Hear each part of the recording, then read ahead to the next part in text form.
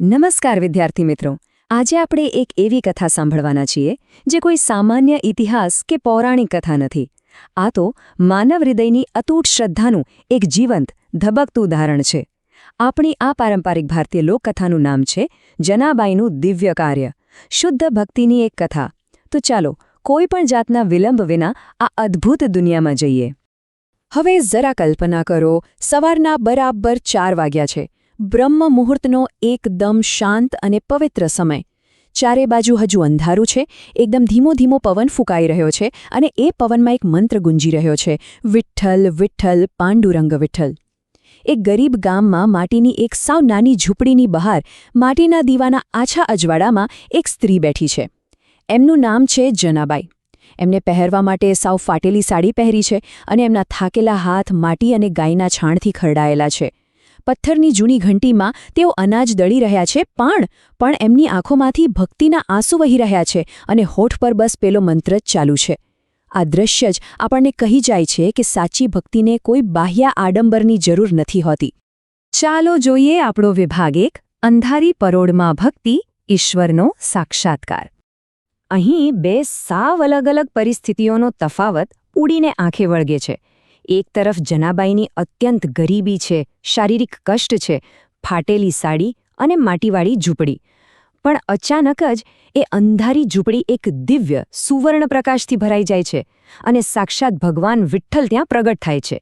એમનું તેજસ્વી પીળું પીતાંબર, રત્નજડિત મુગટ અને ચહેરા પર પેલું દિવ્ય સ્મિત.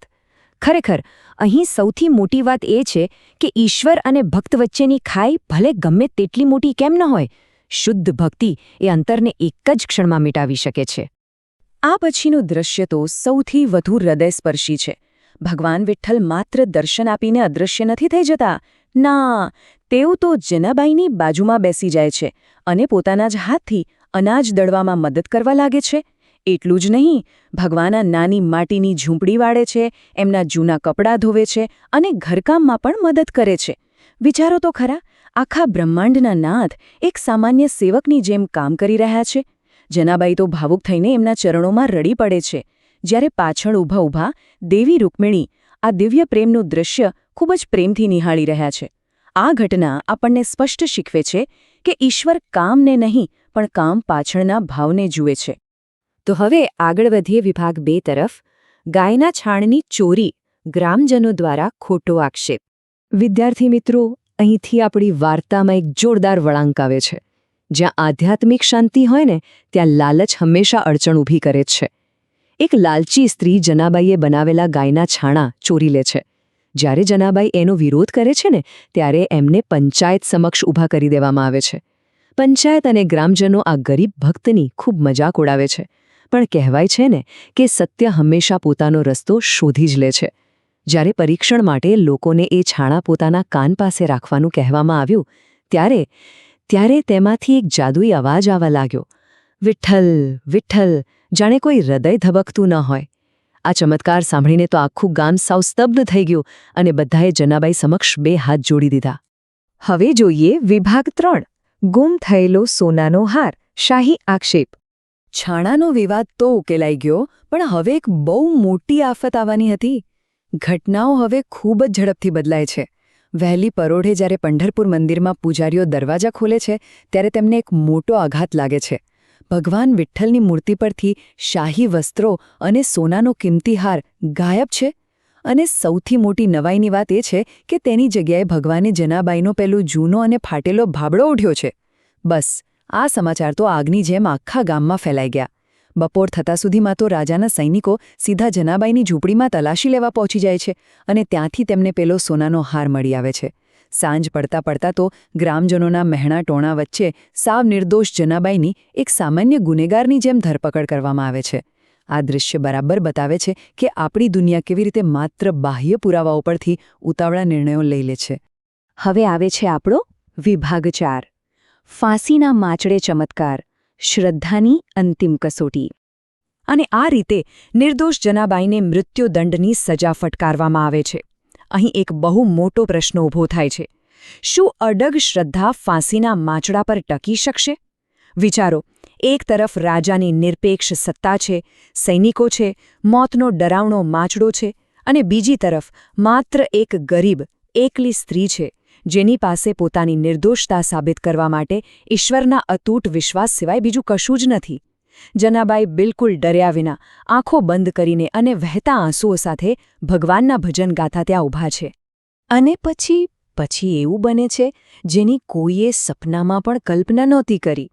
જેવો જલાડ ફાંસી આપવાની શરૂઆત કરે છે, બરાબર એ જ ક્ષણે એક પ્રચંડ ચમત્કાર થાય છે. પેલો મૃત્યુ આપનારો લાકડાનો વિશાળ ફાંસીનો માચડો અચાનક એક દિવ્ય સુવર્ણ પ્રકાશથી ઝગમગી ઉઠે છે. અને જોતજોતામાં તો એ સાક્ષાત ભગવાન વિઠ્ઠલની તેજસ્વી સુવર્ણ મૂર્તિમાં ફેરવાઈ જાય છે. ખરેખર અદ્ભુત! જનાબાઈના ગળામાં પડેલું ફાંસીનું દોરડું સુગંધિત ફૂલોના હારમાં ફેરવાઈ ગયું. આખા આકાશમાં એક દિવ્ય સુવર્ણ પ્રકાશ ફેલાઈ ગયો. રાજા, સૈનિકો અને પૂજારીઓ, જેમને પોતાની સત્તા અને પોતાના ન્યાય પર બહુ મોટો ઘમંડ હતો, તેઓ આઘાતથી સાવ સ્તબ્ધ થઈ ગયા અને તરત જ જનાબાઈના ચરણોમાં પડીને માફી માંગવા લાગ્યા. આ ઘટના સાબિત કરે છે કે જ્યારે દુન્યવી અહંકાર અને શુદ્ધ ભક્તિની ટક્કર થાય છે, ત્યારે હંમેશા સત્ય અને ભક્તિનો જ વિજય થાય છે. છેલ્લો વિભાગ: શુદ્ધ ભક્તિની શક્તિ, સત્યનો સૂર્યોદય.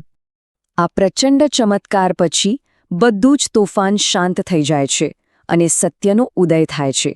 ગામ પર હવે એક નવો જ સૂર્યોદય થયો છે. મંદિરમાં એકદમ શાંતિપૂર્ણ રીતે ઘંટડીઓ વાગી રહી છે. જે ગ્રામજનો પહેલા જનાબાઈની મજાક ઉડાવતા હતા, તેઓ હવે એક સાથે ઊભા રહીને ભગવાન વિઠ્ઠલના નામનો મંત્રોચ્ચાર કરી રહ્યા છે. અને જનાબાઈના મનમાં કોઈ જ ક્રોધ કે બદલાની ભાવના નથી. તેઓ બે હાથ જોડીને ભગવાનના તેજસ્વી સ્વરૂપ સામે એક નિર્દોષ સ્મિત કરી રહ્યા છે. આ દ્રશ્ય આપણને વાર્તાનો સૌથી મોટો પાઠ આપી જાય છે કે સાચી સંપત્તિ કોઈ સોનાના હારમાં કે રાજાના મહેલમાં નથી હોતી, પરંતુ એક શુદ્ધ અને પવિત્ર હૃદયમાં જ રહેલી છે. આ સુંદર લોકકથાના અંતે આપણા સૌના માટે એક વિચારવા જેવો પ્રશ્ન સામે આવે છે. ભૌતિક સંપત્તિથી ચાલતી આ દુનિયામાં કોઈ વ્યક્તિ જનાબાઈ જેવી શુદ્ધ અને અડગ ભક્તિ કેવી રીતે કેળવી શકે? આ માત્ર વાર્તા પૂરતો પ્રશ્ન નથી હો. આ આપણા રોજિંદા જીવનમાં નમ્રતા અને શ્રદ્ધા જાળવી રાખવાનો એક મોટો પડકાર છે. તો આ પ્રશ્ન પર જરૂરથી વિચાર કરજો. આજના આ સફરમાં મારી સાથે જોડાવા બદલ આપ સૌ વિદ્યાર્થી મિત્રોનો ખૂબ ખૂબ આભાર. બસ આ જ રીતે શીખતા રહો અને વિચારતા રહો.